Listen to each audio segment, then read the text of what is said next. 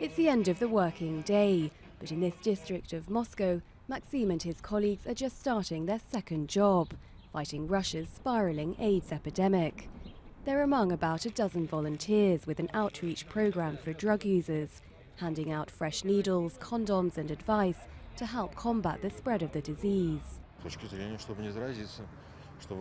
It allows me to avoid contamination. It means everyone can have their own syringe, so that 5 people don't use the same one. Because sometimes we end up using syringes that we find in the corridors of buildings. That is true. It does happen.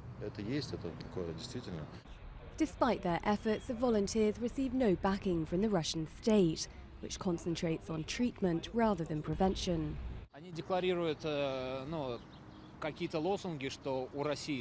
There's a lot of discussion about it. They say Russia will follow its own path, that we will care for drug addicts, we will make care available to them. But unfortunately, we clearly see that that's hypocrisy.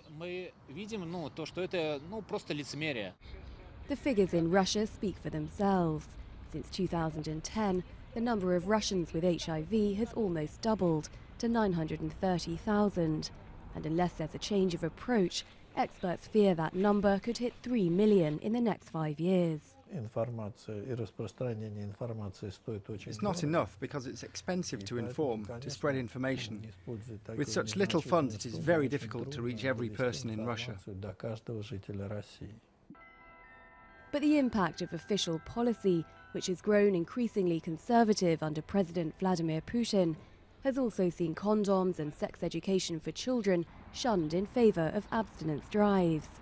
And now the spread of HIV is increasingly affecting all sectors of society, especially heterosexual women.